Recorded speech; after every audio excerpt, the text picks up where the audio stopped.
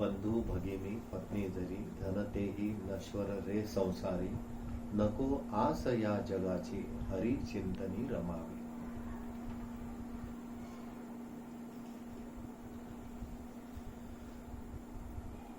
बंधू भगिनी आणि पत्नी हे कुटुंबाशी संबंधित नाते आहेत. पण ह्या दुसऱ्या क्रमांकाच्या कडव्यामध्ये शेवटी जी लाईन आलेली आहे ती आलेली आहे नको आस या जगाची. म्हणजे नाते तर सोडच, पण जगापासूनच अपेक्षा नाही, आस नाही लावून ठेवायची की काहीतरी करतील आपल्यासाठी. संकट आलं तर काहीतरी करतील, वाचवतील, आस नका लावून ठेवा.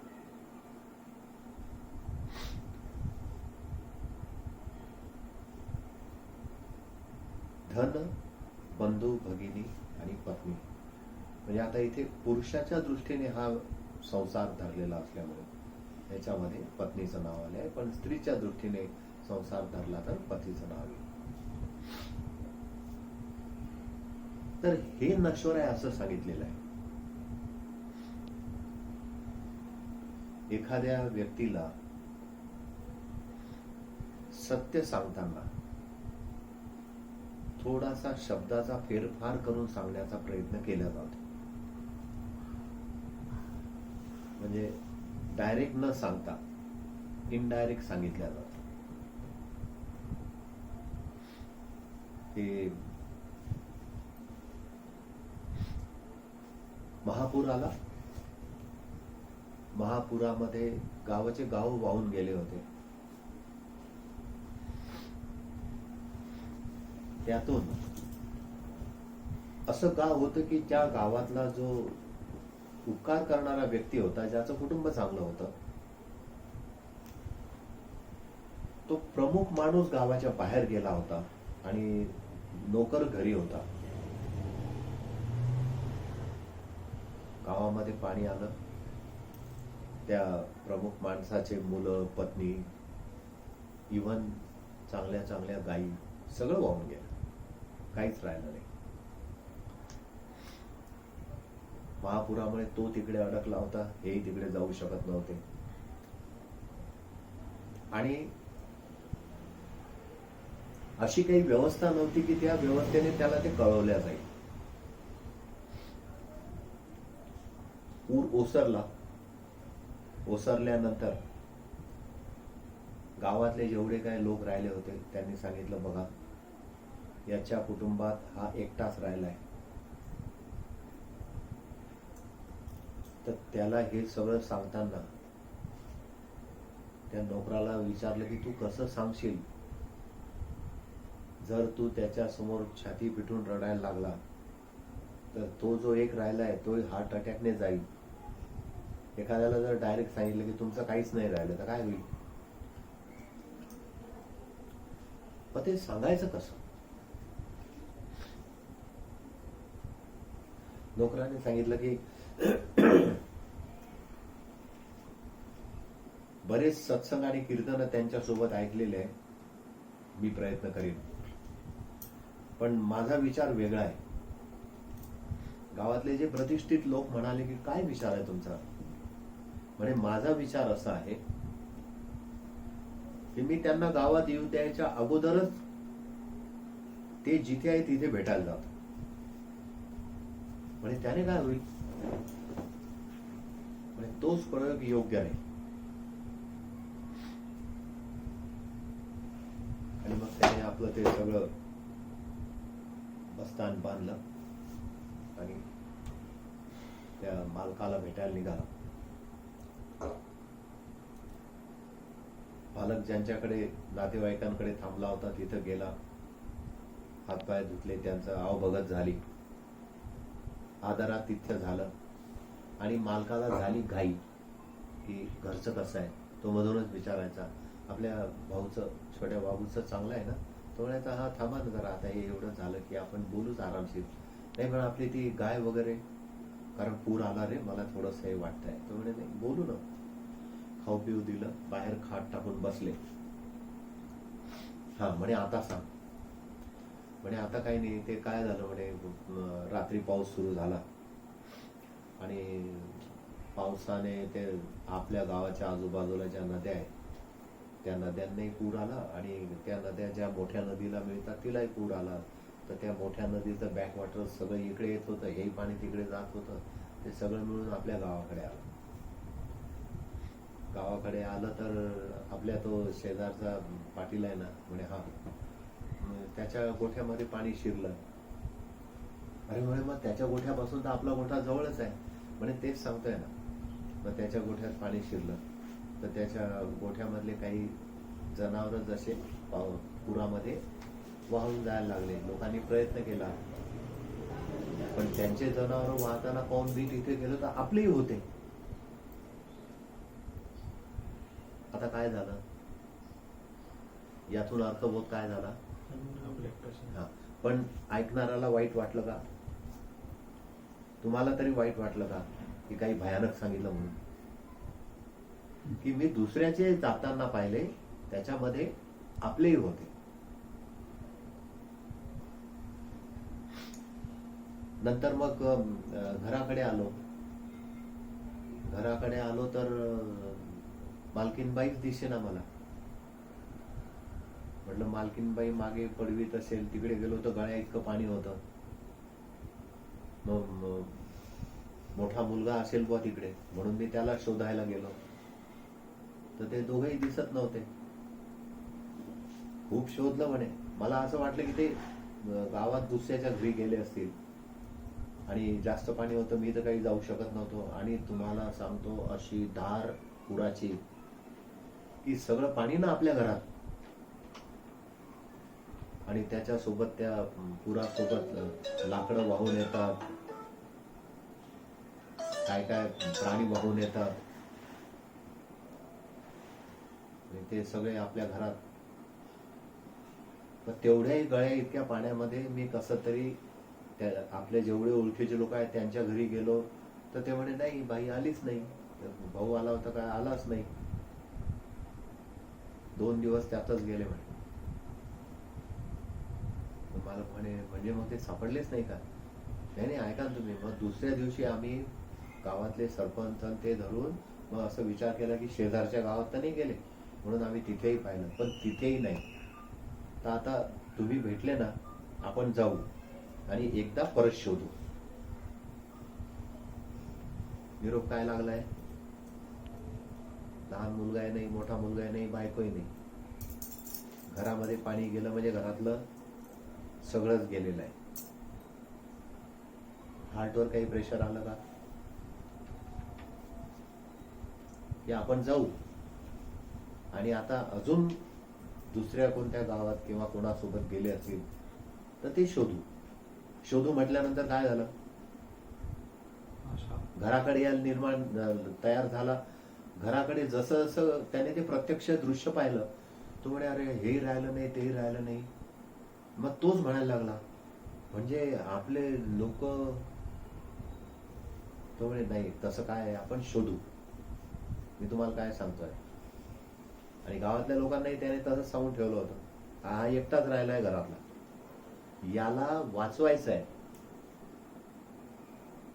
आणि मग जेव्हा गावात गेला तर ते गावातही लोक म्हणायला लागले आता आले तर आपण उद्या शोधू. मग दुसऱ्या गावचे सरपंच बोलून घेतले, त्यांना मुद्दामून बोलून घेतलं, त्यांची भेट झाली. ते म्हणे तुमच्या गावाची परिस्थिती काय? तो म्हणे आमच्या गावाची परिस्थिती विचारू नका. कुटुंबाचे कुटुंब गेले, त्यांचे मालकही गेले, चालकही गेले, काही नाही राहिलं. हळूहळू मनाची तयारी झाली. आणि मग सापडतच नाही म्हणजे काय अर्थ झाला नाही. आणि मग हळूच सांगितलं की आता जर 3-4 दिवसात किंवा 8-10 दिवसात तपास नाही लागला तर आपण पाहू पुरात काही झालेलं आहे का. पण तो तपास लागणं शक्य नव्हतं. 1-15 दिवसांनी याला ते घरदार पाहून असं ओक्साबोक्सी रडायला यायचं. मग त्याने सांगितलं की एक काम करूया आपण, ज्या दिवशी पूर आला होता, ज्या दिवशी वाहून गेलं ती तारीख मला माहित आहे. 1.25 महिना होऊ द्या, आपण गयेला जाऊ आणि त्यांच्या नावाने पिंडदान करू. कमीत कमी त्यांच्या आत्म्याला तरी शांती राहील.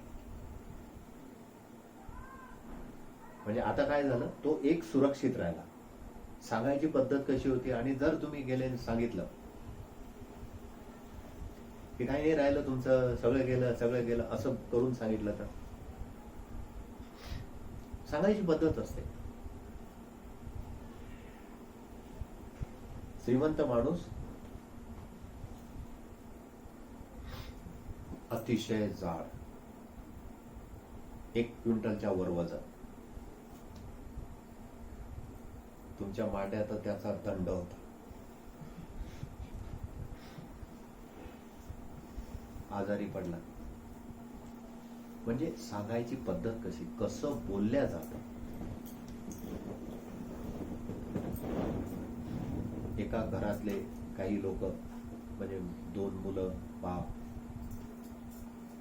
गावातले लोक आजारी झाले की भेटायला जातात. तो वरच्या मजल्यावर होता, आणि त्यावेळेचे जे जडायचे जिने होते ते छोटे असायचे. अजूनही जुने गावातले जिने पहा तुम्ही, तर खूप असे ब्रॉड नसतात, छोटे असतात. मग तिघही बापले तर गेले. कसं काय शेठ, तब्येत कशी काय? घरात ते लोकही आले किंवा भेटायला आले तर काही नाही म्हणे, असं झालं, थोडस तब्येत जरा नाजूकच आहे. डॉक्टर सांगतायत की सेवा करत राहा आणि भगवंतावर विश्वास ठेवा. त्यातला लहान मुलगा कसा म्हणतो, पण काका, आजोबा जर गेले तर खाली उतरायची पंचायतच आहे, पण नाही का? म्हणजे ह्याला 1 क्विंटलच्या वर आहे, खाली कसा काढायचा? मोठा भाऊ म्हणतो, घबरे, त्याला काय लागतं? अख्खा पीस नाही निघाला तर कट करून तर नेता येते की नाही?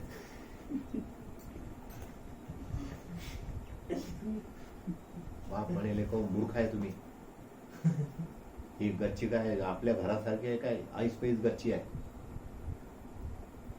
आणि 2-4 धन लावून इथंच सरण आणायचं लाकडं.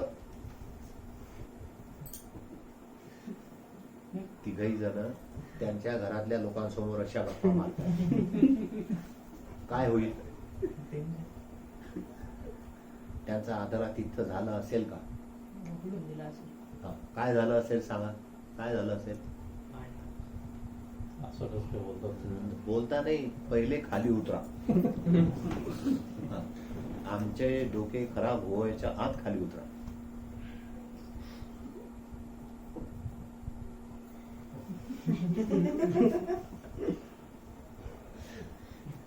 त्यांच्या शेजारचा दुसरा माणूस ते खाली उतरत होते, तो वर आला.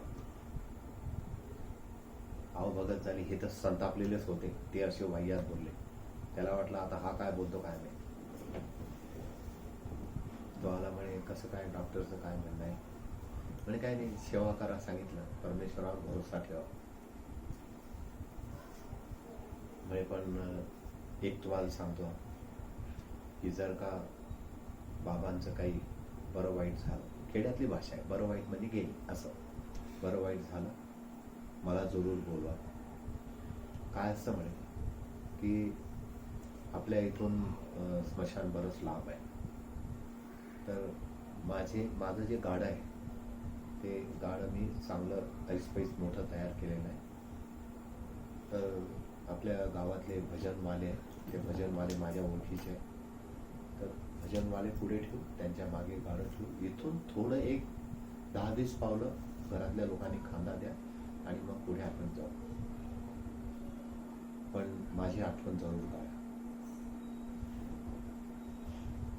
काय झालं असेल घरातल्या लोकांचं?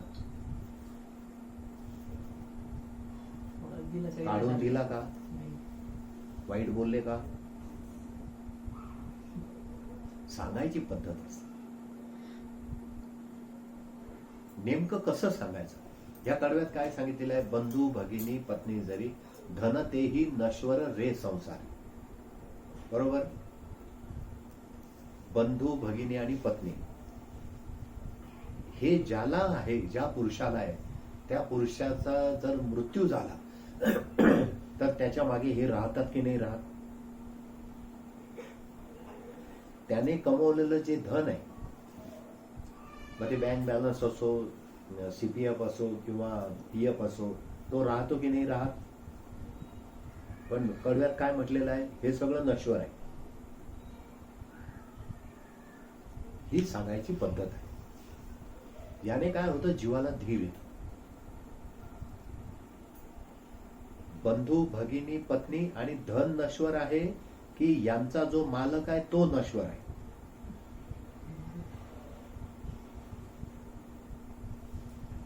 म्हणजे त्या सिच्युएशन मध्ये तर ते संपत्ती नसतं हे समस्या नाही. हो, पण धनवान व्यक्ती गेल्यानंतर धन तर राहतच ना. ते नश्वर कसं म्हणता येईल? घर बांधलं आहे आणि घराचा मालक गेला, घर जातं का कुठे? आपल्या समोर किती लोक गेलेले आहेत, त्यांचे घर अजूनही तसंच आहे, त्यांचे बँक अकाउंट अजूनही तसेच आहे. एवढंच काय, त्यांचे मोबाईल नंबरही तसेच आहे अजून.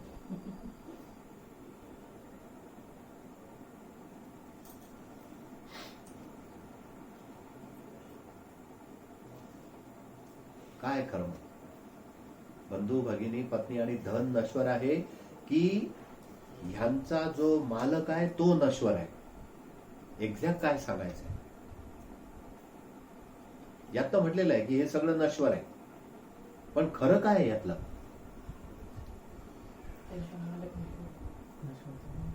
म्हणजे धन नश्वर नाहीये का?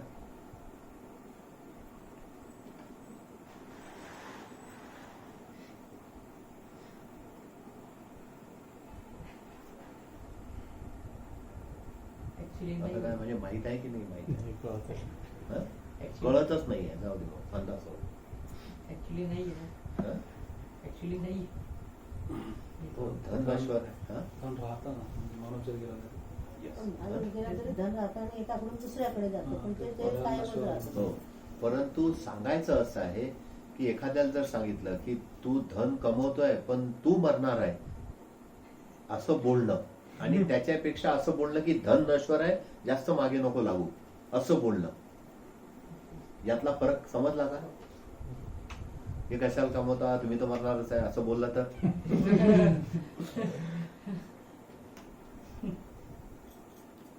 कारण त्या धनासाठी तू मरू नको असा इशारा आहे. धन तुझ्यासाठी आहे, तुझ्या नंतरही ते राहणार आहे, पण त्याच्यासाठी तुझा मृत्यू होईल असं जगू नको.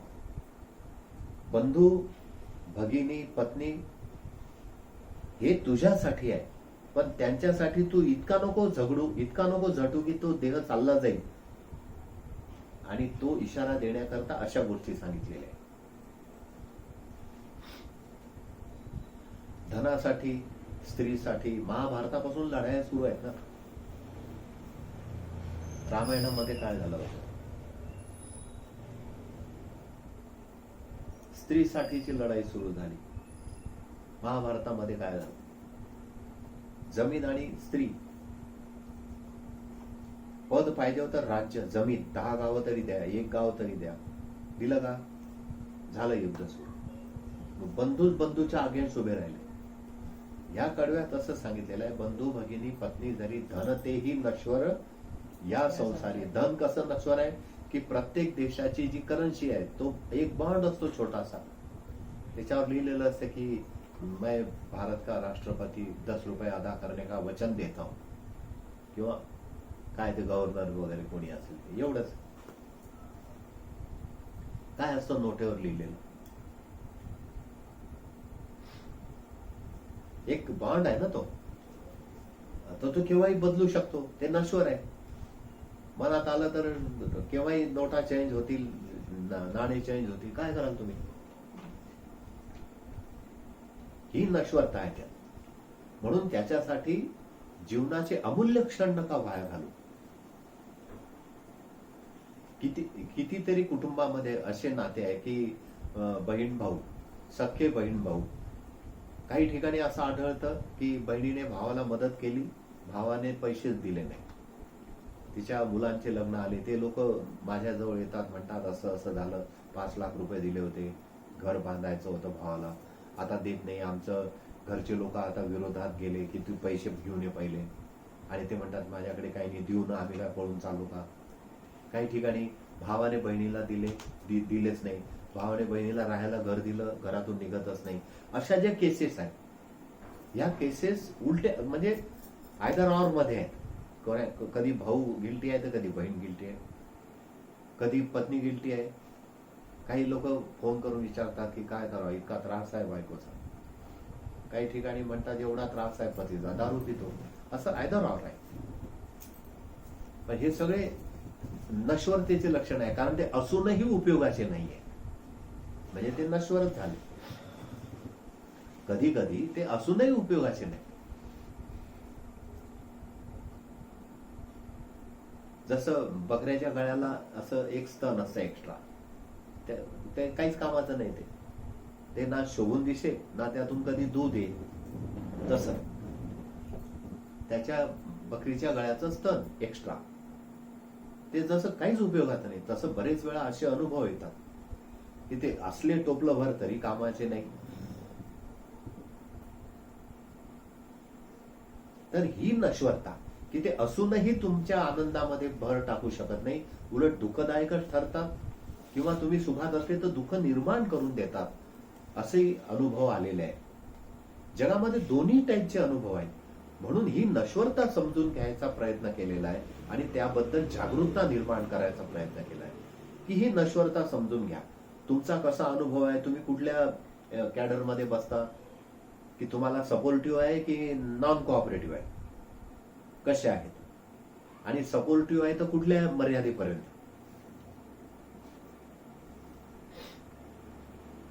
ही नश्वरता समजून घ्या. आणि ही नश्वरता का समजून घ्या, कारण असं आहे की जे ईश्वर नाही ते नश्वरच असू शकतात, आणि जे ईश्वर आहे ते नश्वर नाही, ते नसू शकतात नश्वर. आणि असंही पाहिलं तर इथं बघा की ज्या ज्या लोकांवर आपण अपेक्षा ठेवून डाव खेळतो, की आम्ही घर घ्यायचा प्लॅन केलेला आहे, मग माझी मावशी आहे, तिला मी बोललो, ती म्हणे मी तुला 2 लाख देईन. मग माझे काका आहे, ते बोलले की आम्ही तुम्हाला 1 लाख देऊ. असं होईल ते 3-4, आणि मग काही आपल्या जवळचे असं मिळून होऊन जाईल. मग ते म्हणतात तू घर तर बुक कर. घर बुक केल्यानंतर जे 2 लाख देणार होते त्यांच्याकडे, अर्थात त्यांची एक संसद असते ना, त्यांच्यामध्ये बाकीचे म्हणतात 2 लाख कशाला द्यायचे, 50,000 द्या. मग ते ज्याने तोंड मारलं त्याचं काही चालत नाही. मग तो म्हणतो आम्ही 2चं कबूल केलं होतं पण 50च देऊ. म्हणजे काय झालं आता, यांनी घराचं बुकिंग जे होते ₹1,00,000 देऊन आले, ते कोणाच्या भरोशावर. मग ती ईश्वरता झाली की नश्वरता झाली, हा अभ्यासाचा विषय आहे. त्यामुळे नको आस या जगाची. आणि प्रत्येक जीवाचं जग म्हणजे त्याचे रिलेटिव्ह असतात, त्याचं कुटुंब, त्याचा समाज, त्याचा परिवार, हे झालं त्याचं जग. त्याच्या बाहेर त्याचं जग नसतं. प्रत्येकाचं जग एवढंच आहे. म्हणून नको आस या जगाची. मग आस जर सोडायची असेल किंवा आस निर्माणच नाही झाली पाहिजे असं काही करायचं असेल तर काय करायचं, हरिचिंतनी रमावे, रमता आलं पाहिजे. हरिचिंतनामध्ये रमता आलं पाहिजे. नश्वरतेकडून ईश्वरतेकडचा प्रवास समजून घ्यायचा आहे. नश्वर काय आणि ईश्वर काय. संस्कृत मध्ये सुभाषित आहे, अनित्यम यौवनम रूपम जीवितम धनसंचय. अनित्य म्हणजे नश्वर. अनित्य काय आहे, यौवन, तारुण्य, ते अनित्य आहे. ते 15-20 वर्षानंतर निघून जातं, मिडल मध्ये येतो, मिडल निघून जातो, वृद्धत्वाकडे जातो. अनित्यम यौवनम रूपम, रूप. लहान मुलाचे फोटो काढा, त्याचेच तरुणपणचे, त्याचेच त्याला एक मुलगा झाल्यानंतरचे, आणि त्याचे मुलाच्या लग्नातले, क्रम बघा, रूप जे आहे ना ते घसरत जात, ते रूप नाही राहत. आणि आपण रूपावर खूप काही बाजी मारलेली असते, खूप डिक्लेरेशन दिलेलं असतं. यौवनामध्ये लोकांना चॅलेंज दिलेलं असतं. अनित्यम यौवनम रूपम जीवितम, जीवन जीवन अनित्य आहे.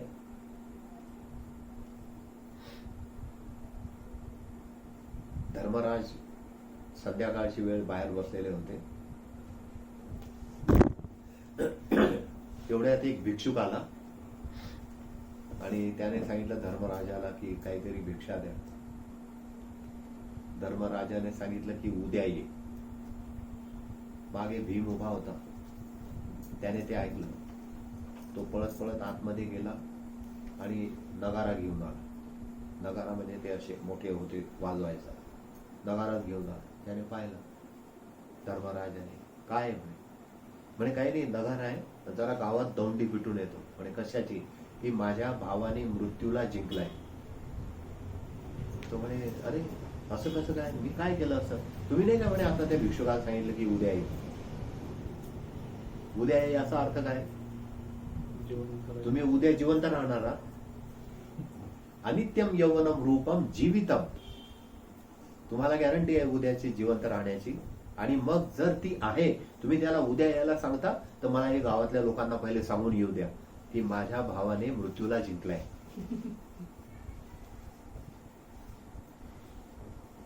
धर्मराजाने सांगितलं भीमा ते खाली ठेवून त्याला वापस बोलव. भिक्षुकाला परत आण. त्याने ते ठेवून दिलं, भिक्षुकाला परत आणलं आणि जे काय द्यायचं ते धर्मराजाने तेव्हाच दिलं. आताच देऊन टाका ना, जर करायचंच आहे. उद्याची गॅरंटी आहे का?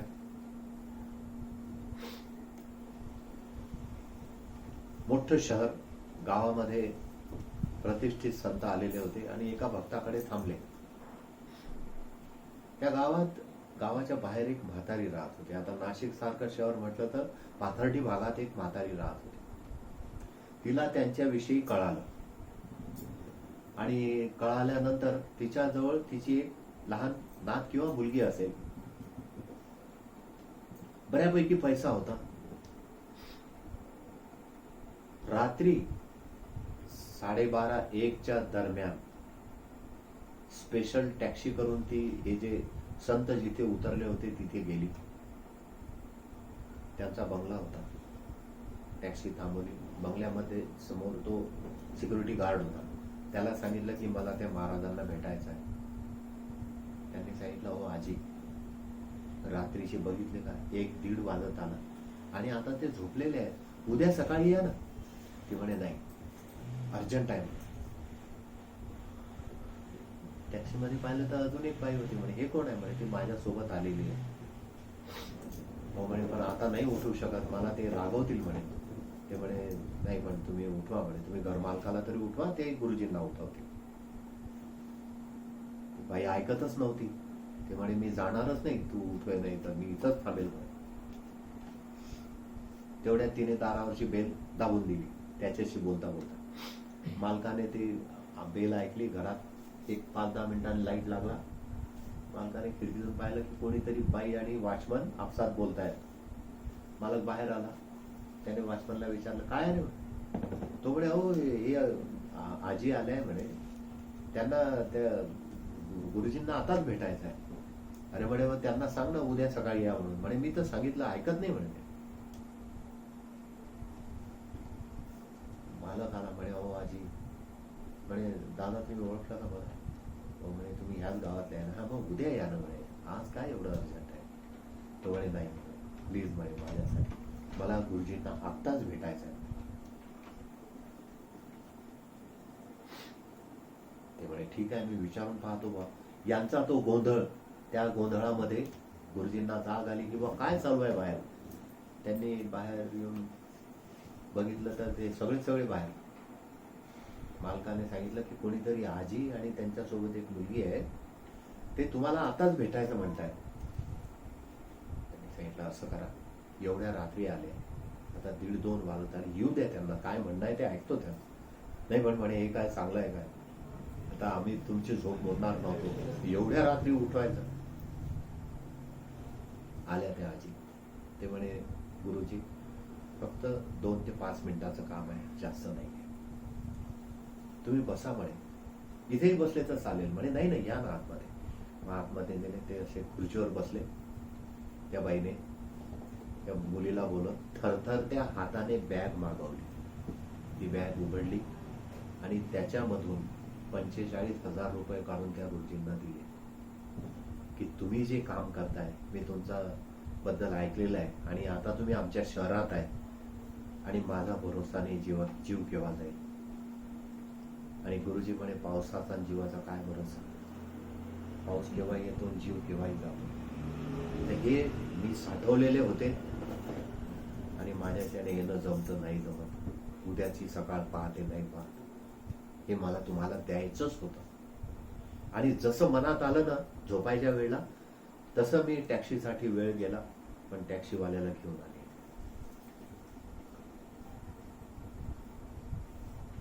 गुरुजीच्या सोड, पण जो मालक होता त्याच्याही डोळ्यातून पाणी आलं की अरे बापरे, काय आपण, आपल्याला वाटलं बद्दलच काही सांगायला आले काय. तर म्हणे मी हे जमवलेले आहे. हात थरथरच होते तिचे, वय जास्त झालेलं होतं. तर नश्वर जीवन आहे. अनित्यम यौवनम रूपम जीवितम धन संचय, आणि धनाचा संचय नश्वर आहे. धनाचा संचय करून ठेवला आणि माणूस जर जिवंत असला तर त्याच्यामध्ये राजा सहभागी होतो, इन्कम टॅक्स वाले. म्हणजे टेन्शन आहेच की नाही. जर का तुम्ही घर चांगले बांधले तर दुसरा सहभागी आहे अग्नी, आग लागली तर साफ करून टाकतो सगळं. आणि तिसरा कोण आहे तुम्हाला माहित आहे का, चोर. धनसंचय केला तर हे लोक मागे आहेत, म्हणून धन नश्वर आहे. आणि जर का चोरांपासूनही वाचले, इन्कम टॅक्स वाल्यापासूनही वाचले, तर मग जवळचे जे इष्ट मित्र सज्जन सखे रिलेटिव्ह वगैरे कोणी आलं, आमच्या बाईचं लग्न आहे 2-4 लाख रुपये उसने द्या, आणि त्याने नाही दिले, सगळ्या दूर, आम्हाला माहित आहे कवडी चुम्बक आहे, एवढा पैसा आहे, आम्ही काय दिले नसते का वापस, बोंबलतातच असे. हे नश्वरता आहे. म्हणजे असलं तरी नश्वरता आहे, नसलं तरी नश्वरता आहे. म्हणून काय करायचं आहे मग, की इतुके करी भलत्या परी, एवढं सगळ्या पद्धतीने करायचं. काय करायचं की मध्यम मार्ग निवडायचा.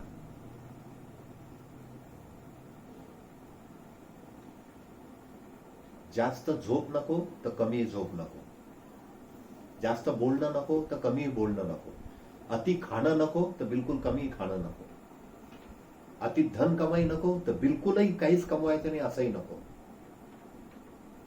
मध्यम निकाय, भगवान बुद्धाने सांगितलं मधला मार्ग.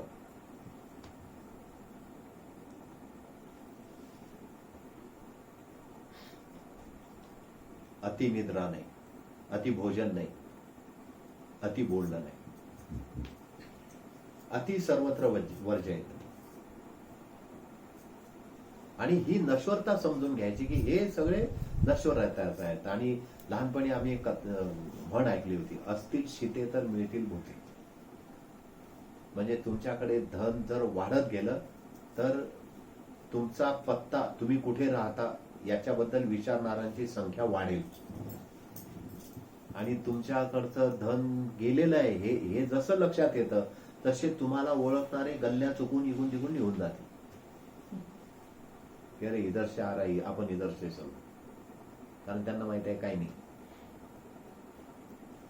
ही नश्वरता आहे. मग ह्या गोष्टीची नश्वरता जाणून घ्यायची. आशा लावूच नका. आशापासून, आशा बरोबर नाही आहे, आशा चांगली नाही आहे असं सांगणारे रिलेटिव्ह आपल्याला भेटले आहे का? आपल्या घरातले लोक तरी आपल्याला सांगतात काय की भाऊ आशा करू नये, सांगतायत का असं? त्यांनीच तुमच्यावर डाव लावलेला असतो. तर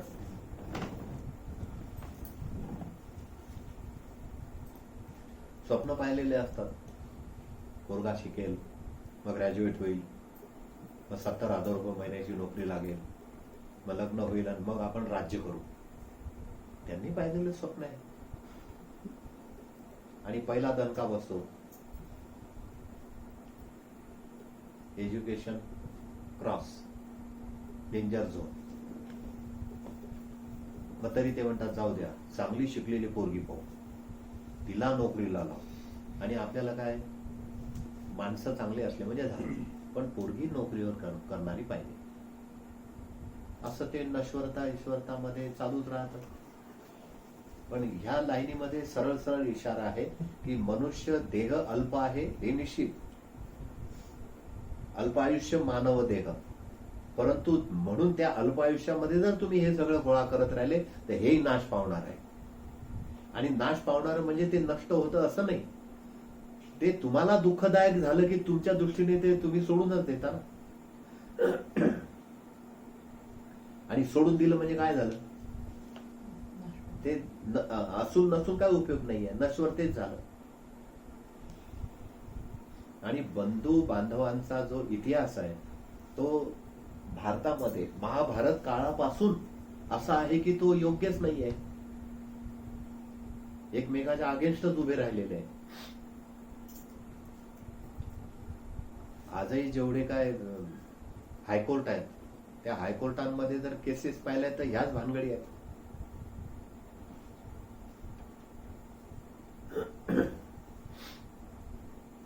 गजेंद्र मोक्ष स्तोत्र तयार झालं, त्यातला तो गजेंद्र. मोठं सरोवर होतं, त्याच्यामध्ये मस्त कमळ फुलले होते आणि पाण्यातला विहार करायकरता हत्तीला खूप आवडतं. म्हणून तो आपल्या सगळ्या परिवारासह कुटुंबासह त्या नदीमध्ये शिरला, सरोवरात. त्या सरोवरात शिरला आणि यथेच्छ ते स्नान करायला लागले. ते स्नान करायला लागले तर हा थोडासा पुढे होता, तेवढ्यात त्या पाण्यामध्ये मगर होता. तो मगर आला आणि त्याने त्याचा पाय धरला. जसा पाय धरला तशी त्याने पूर्ण ताकद लावली बाहेर यायची, पण जमत नव्हतं. त्याने पहिल्यांदा आवाज दिला आपल्या सोबत आलेल्या कुटुंबियांना की मला बाहेर काढा, हा याने माझा पाय धरलाय आणि हा आत ओढतोय. तर कुटुंबियांनी त्याची शेपूट सोंडेत धरून ओढायचा प्रयत्न केला, पण पाण्यामध्ये मगराची ताकद डबल असते, पाण्याच्या बाहेर नसते ताकद. आणि हत्तीची पाण्याच्या बाहेर ताकद असते, मगराची पाण्यात जास्त ताकद असते.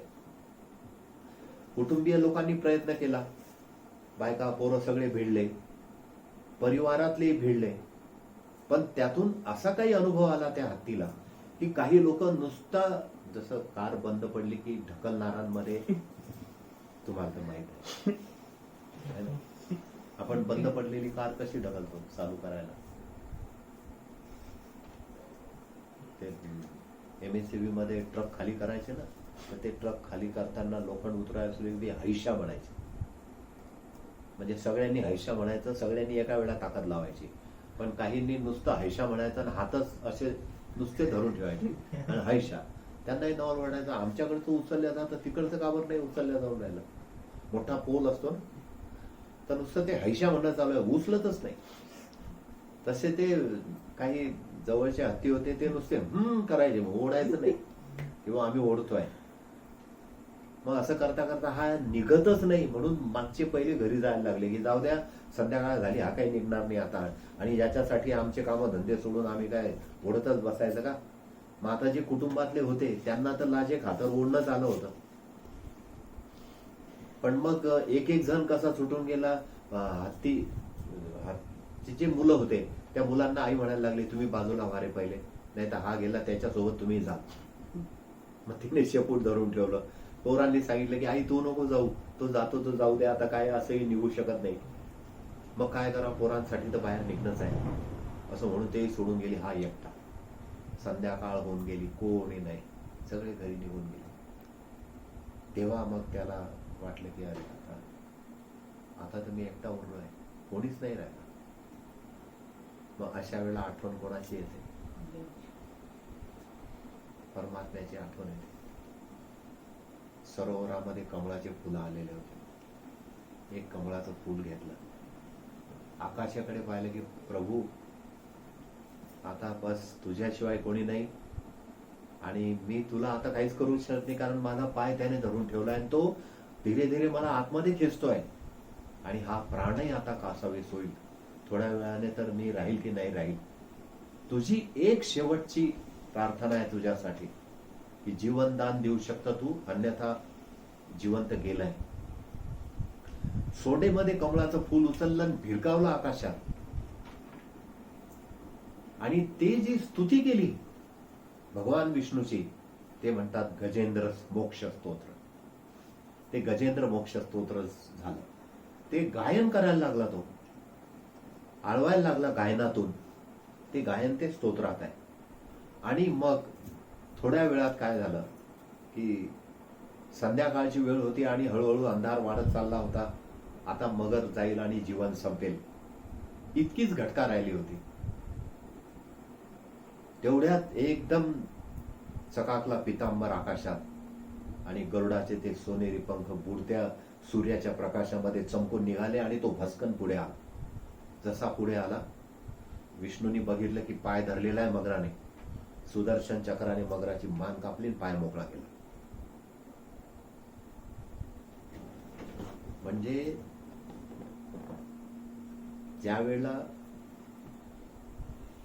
सगळं काही संपतं आयुष्यातलं ना, त्यावेळेला जवळचे एक एक लोक दूर जातात आणि दूर जाऊन हळूचकन कोणी कुठे जर पंचांग पाहणारा असेल तर त्याला म्हणतात किती दिवसाचा सुट्टी आहे तेवढंच सांगा, खूप त्रास हा. आणि काही उपाय असेल तर तोही सांगा. हा, म्हणजे ह्याच्यासाठी तेही करू. एवढं तर करून राहिलोय. इतकी कठीण अवस्था आहे. मृत्यूच्या दुःखापासून ते मुक्त करू शकतात का? सत्य शोधायकरता बोधी धर्म जेव्हा घराबाहेर पडत होता, वडिलांनी रोखलं की तू नको जाऊ. म्हणे ठीक आहे, मी नाही जात, पण माझ्यासाठी एक गोष्ट कराल का? म्हणे काय? म्हणे माझा मृत्यू चुकवाल का? थोडे हा काय बालिशपण आहे, हे नाही शक्य. म्हणे मग मला जाऊ द्या. माझा मृत्यू चुकवू शकाल? नाही, मग मला जाऊ द्या. निघून गेला सत्य शोधायसाठी. तर बंधू बांधव सज्जन सखे सोयरे हे मृत्यू चुकवू शकतील का? मग ते चुकवू शकत नाही, म्हणून ते ईश्वरत्व नाही प्राप्त करू शकते, ते नश्वरत्वामध्ये जातात. कारण ते एखाद्या वेळेला तुम्हाला मृत्यूशी आलिंगन द्यायला भाग पाडते. बहुतांश केसेस नाही का, घरातल्या लोकांच्या बोलण्यामुळे काही लोकांनी स्वतःच जीवन नष्ट केलेलं आहे. कोणी फास घेतला, कोणी काही केलं, कोणी काही केलं. ते मृत्यूला कारणीभूत ठरले, उलट चुकवू नाही शकले.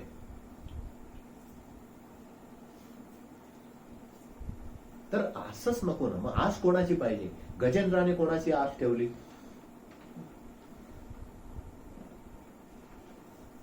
महाराष्ट्रातले संत जागृत होते. माझे माहेर पंढरी, पांडुरंग पिता तर रुक्मिणी माता, पुंडलीकर आहे बंधू. का बरं? त्यांना बंधू बांधव नव्हते का? त्या संतांनी काय लग्न केलेले नव्हते? त्यांना नातेवाईक नव्हते? पण माहेरच्या बाबतीमध्ये पंढरीचंच नाव आलं. तर ह्या जीवनाचा मृत्यू चुकवण्याचं सामर्थ्य या लोकांमध्ये नाही आहे. ना धनामध्ये आहे, ना वैद्यामध्ये आहे, ना नात्यामध्ये आहे, ना इष्टामध्ये आहे, ना सज्जन सखे सोयऱ्यांमध्ये. मृत्यू नाही चुकवू शकत. आणि जर मृत्यू चुकवू नाही शकत तर मग तुमच्याकडे एकच उपाय आहे की तुम्ही त्यांच्याकडनं अपेक्षा ठेवू नका. त्यांच्यावर फक्त प्रेम करा. आणि जेव्हा तुम्ही पूर्ण प्रेम कराल त्याच वेळेला तुम्हाला सत्य कळेल. म्हणून आपल्या परिजनांवर, आपल्या कुटुंबावर एक पार्टी प्रेम केलं पाहिजे की मी तुमच्यासाठी आहे, एवढंच बोला. पण पुढचं नका बोलू की तुम्ही माझ्यासाठी नाहीये. विवेकानंद आपल्या तरुण साधकांना नेहमी सांगायचे की तुम्ही जगासाठी आहे, पण लक्षात ठेवा, जग तुमच्यासाठी नाहीये. मेट्रोपोलिस मध्ये काम करतो तर हा त्यांच्यासाठी आहे, पण ते यांच्यासाठी नाहीये. याची अडचण येऊ दे बरं, ते हातवर करून देते. सुट्ट्या माग बरं. तुम्ही तुमच्या बॉस साठी आहे, बॉस तुमच्यासाठी नाहीये. नाही तर अनुभव घेऊन पहा. तू तुझं काही काम बॉसला सांगून पाय, अरे ते असं आहे तसं आहे, 10 गोष्टी तुलाच ऐकून दे. मग तो नियम सगळीकडे अप्लाय करून बघा की माझ्यासाठी कोण आहे. जो असा असेल की जो मृत्यू चुकवेल तो कोणीच नाही आहे. म्हणून मग आस नका ठेवू.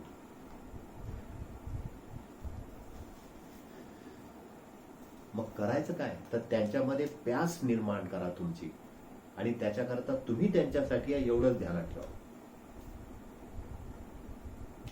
नको आस या जगाची, हरिचिंतनी रमावे. आणि माणूस प्रत्येक गोष्टीची एक्सपायरी पाहत फिरतो. अर्थात ते पाहू नये असं नका, त्याला म्हणजे गैरअर्थ नका घेऊ याचा.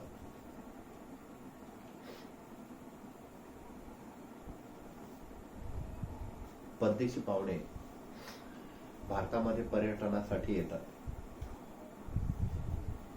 त्यातली एक गोष्ट माझ्या वाचण्यात आली होती की एक परदेशी पाहुणा आपल्या देशात आला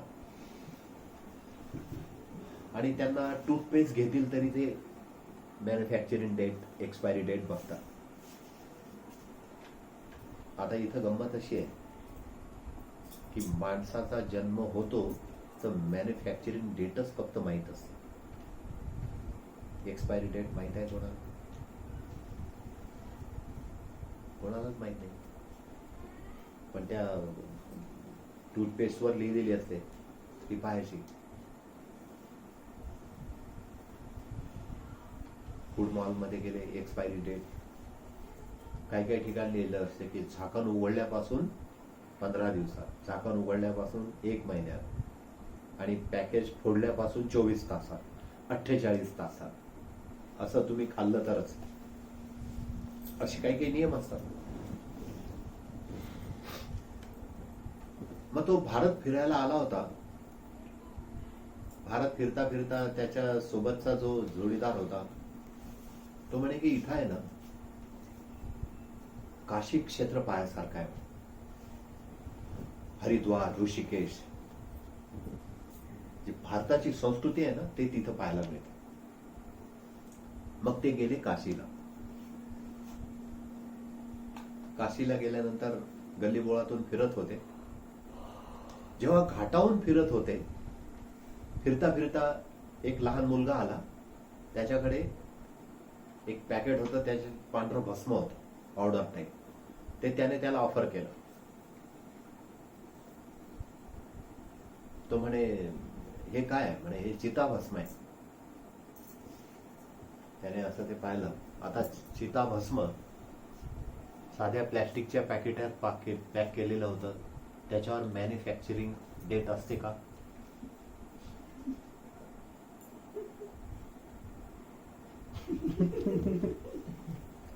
चिताभस्म माहित नाही तुला?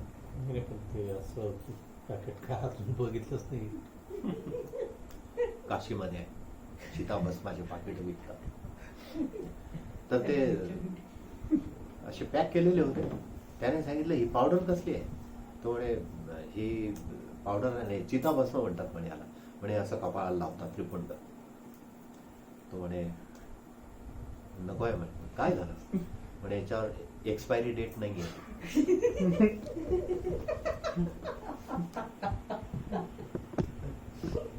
तो म्हणे की एक्सपायरी डेट याच्यावर नसतेच म्हणे कधीच.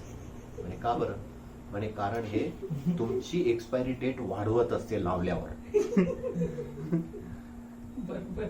याच्यावर लिहिली का बरं नाही आहे की तुमची एक्सपायरी डेट तुम्हाला माहित नाही, पण ती एक्सटेंड होईल हे जर लावलं. म्हणजे 70 वर्षाने जर मरणार असेल आणि हे जर लावलं ना तर 80 वर्ष जगशील. त्यामुळे याच्यावर नाही लिहिलेलं. ते घेऊन टाकलं त्याने. तो म्हणे भारी, आपली एक्सपायरी डेट एक्सटेंड होणार आहे ना, मग याची एक्सपायरी डेट असो नसो तुमची होते याचं कुठे विचारून नाही.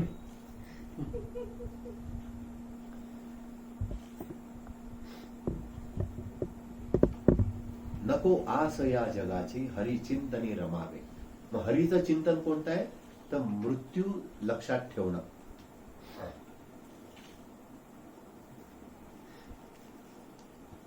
सगळे फिलॉसॉफर एकाच गोष्टीवर येतात की मृत्यू लक्षात ठेवा. आणि आस लावणं तर काही सुटत नाही आणि मृत्यू काही लक्षात राहत नाही. त्याचं कारण काय असेल?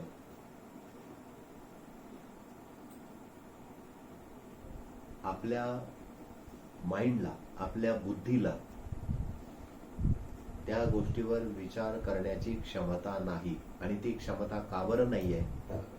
कारण दुसऱ्या पद्धतीने जर हे समजून घेतलं तर बघा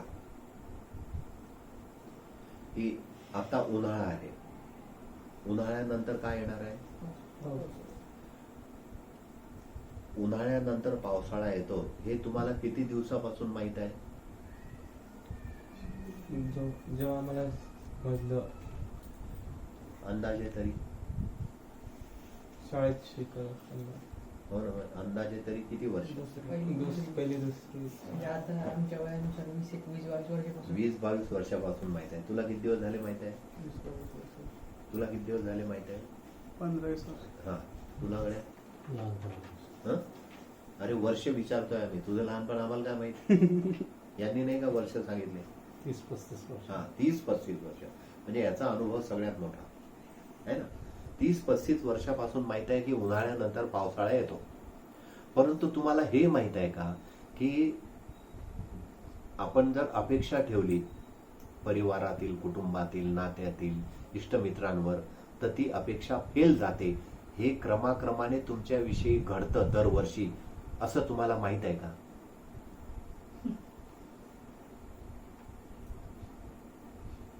किंवा तुम्हाला धनामध्ये जास्त वेळ दरवर्षीच कोणीतरी उन्हाळ्यात पावसाळ्यात फसवतं, असं तुम्हाला माहित आहे का? रेग्युलर आहे का ते?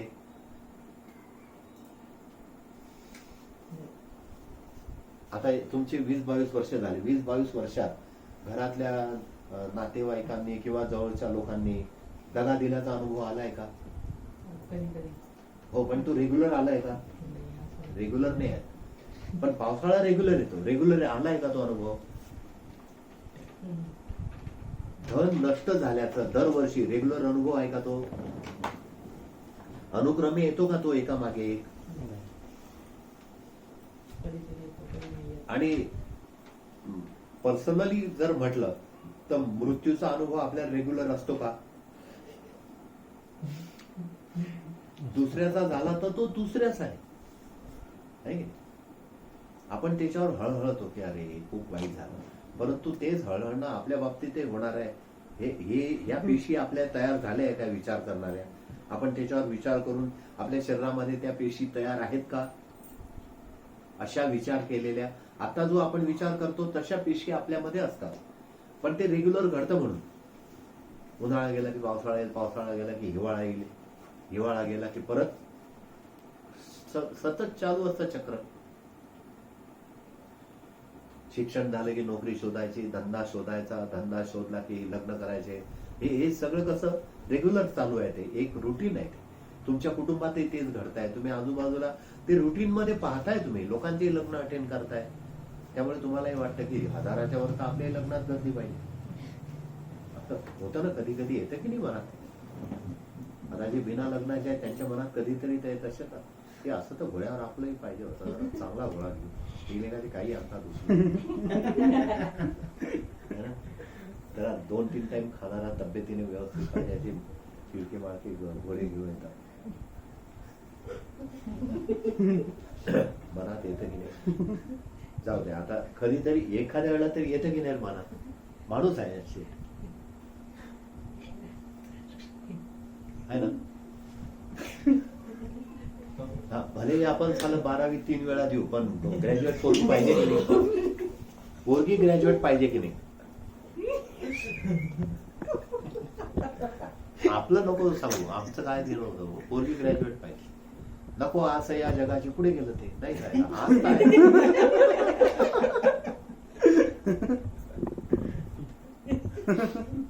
घडतो की नाही आपण? तर हे रेग्युलर नाही घडत ना.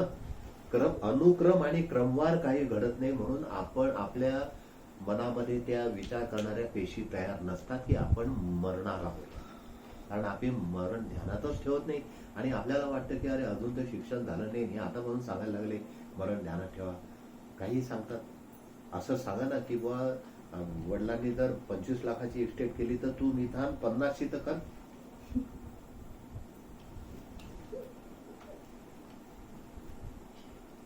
होतं ना असं बरेच वेळा की वडील 25 लाखाची इस्टेट करतात आणि ते गेल्यानंतर पुढच्या 3 वर्षामध्ये ती 10 लाखावर येते. मग काय करायची गरज आहे? जे काय करायचं आहे ते म्हाताऱ्यांकडून ठेवलं म्हणतात. म्हणजे मग आता तुम्ही काय करताय? तर ते म्हणतात काय नाही, आम्ही पुढची पिढीला जन्म घालतोय, बाकी काय करणार. मग ते 2510 राहिले तरी चालतील. मग नको असं या जगाची का म्हटलं असेल? कारण त्या अपेक्षा ठेवण्यामध्ये जे दुःख आहे ते जीव घेणं आहे. जीव जात त्याच्यामुळे. मग आपला जीव कुठे धोक्यात टाकायचा? म्हणून असंच ठेवलं. मग रमायचं कुठे? हरिचिंतनामध्ये. हरीचं चिंतन म्हणजे नो एक्सपायरी डेट.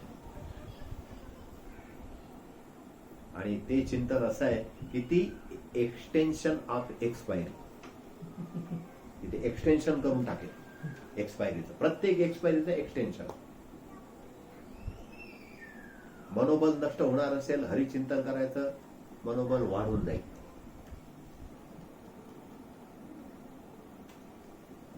मृत्यू 70व्या 80व्या वर्षी येणार असेल, 85-90 पर्यंत बॅटिंग सुरू राहील. एक्सटेन्शन होऊन जाईल. हरिचिंतन. बाकीचं चिंतन जर केलं तर यांच्या मर्यादा आहे. ज्या वेळेला मृत्यू होतो ना त्यावेळेला पूर्वी असं होतं. आता घरातली स्त्री कुठपर्यंत येईल? जास्तीत जास्त स्मशानापर्यंत. परिजन कुठपर्यंत येतील? स्मशानापर्यंत. मित्र कुठपर्यंत येतील? स्मशानापर्यंत. त्याच्या पुढे काय? गच्छंत जीव पदमव्यंत. एकटा जीवालाच जायचा आहे मार्ग त्याचा, त्याच्यासोबत कोण नाहीये. म्हणजे ह्यांच्या मर्यादा कुठपर्यंत आल्या? जास्तीत जास्त स्मशानापर्यंत. आणि स्मशान जर लांब असलं तर कारणे येतील, कारणे घरी जातील. घरातले लोक किती दिवस त्रास काढतील? 5 दिवस मोठ्या मुश्किलने. आता 10-12चा तर सवालच राहिला. आणि नातेवाईकात कोणाचं लग्न तर असलं तर म्हणतात 3ऱ्याच दिवशी घ्या ना उरकून. त्याने लाईफ मध्ये केलंच काय असं की 8 दिवस ध्यानात ठेवायचं? गुरुजी काही असा उपाय नाही का की 10 पहिल्याच दिवशी असं सगळं होऊन जाईल? काही दिवसाने असाही एक भाग येईल की करूच नका काही. काय होतं त्यांनी नाही केलं? फक्त टीव्हीवर आणि पिक्चर मध्ये फोटो लावलेले पाहतात, त्यामुळे तेवढा संस्कार आहे तर तेवढे लावतील. म्हणजे आपला आदर्शही असा करून ठेवलाय आपण.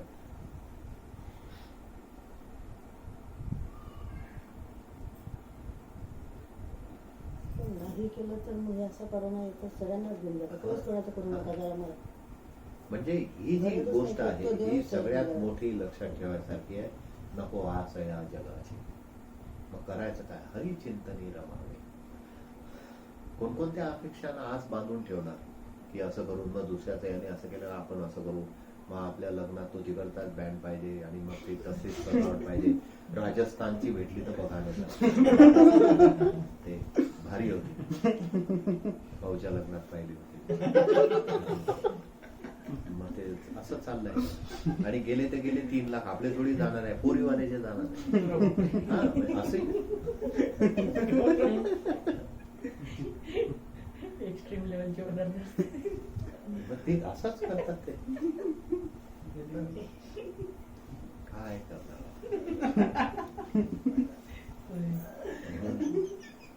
नको आस या जगाची हरिचिंतनी रमावी. हरीचं चिंतन आहे. मृत्यू ध्यानात ठेवायचा, कारण तो शेवटचा स्टॉप आहे आणि ते सत्य आहे. बऱ्याच धर्मांनी मृत्यूला परमेश्वराची कृपा मानलेला आहे. ते म्हणतात ती भगवंताची कृपा आहे आणि ती कृपा जर होणार असेल तर तुम्ही नाराज का बरं होता? तुम्ही रडता का बरं? उत्साह मनवा, उत्सव करा, कारण ती परमेश्वराची कृपा आहे. आणि अख्खं लाईफ कसंही जाऊ द्या, पण ज्याचा मृत्यू शानदार झाला ना, त्याच्या जीवनाकडे बघणाऱ्यांची नजर जी आहे ना, ती पाणावल्या जाते. त्यामुळे जन्म सुंदर झाला नाही झाला कोणी ध्यानात ठेवत नाही, पण मृत्यू कसा झाला ते लक्षात ठेवतात.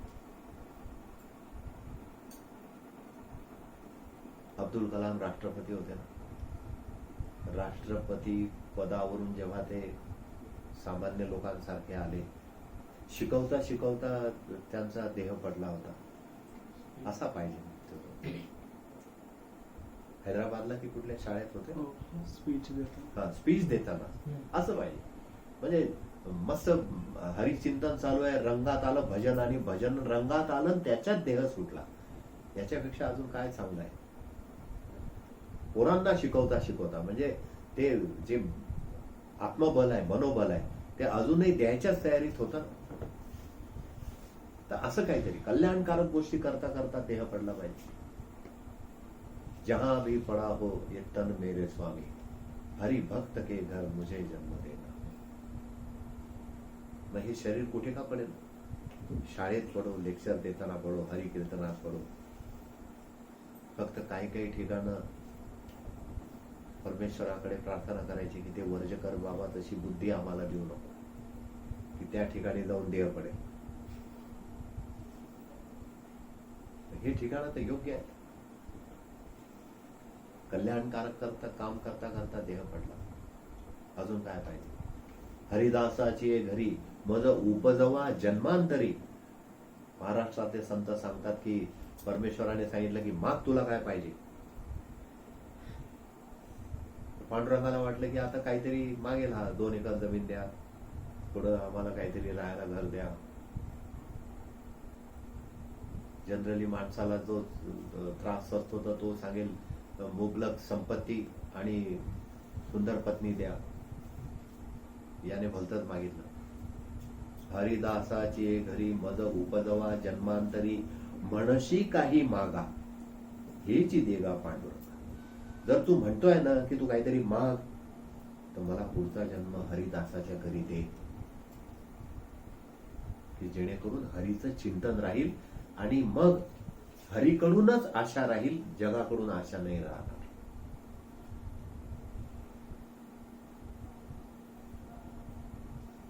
आज एवढंच. आज इथे कडवं संपलं.